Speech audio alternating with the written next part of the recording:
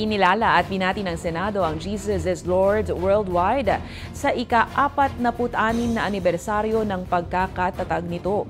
Sa Senate Resolution number 202 ni Senate President Francis Chiz Escudero, pinuri ang patuloy na paglago ng JIL hindi lang sa Pilipinas kundi sa iba't ibang bahagi ng mundo.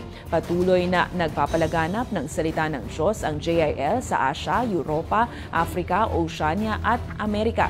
Sa resolusyon, binigyang diin ang ambag ng JIL sa bayan na siya namang pinahalagan ng pamahalaan. Samantala, nagpasalamat naman si Senator Joel Villanueva sa suporta ng Senado sa JIL at sa simbahan. Gaganapin naman sa Luneta Park, Maynila sa October 12 ang selebrasyon ng anibersaryo ng JIL. Mr. President, true change in our nation starts with God, guided by biblical principles and the character of Christ. As our founder and spiritual director, at itago na lamang po natin sa pangalan Brother Eddie, yung kanyang pangalan, often reminds us, moral leadership is the key to good governance. And good governance leads to prosperity for everyone.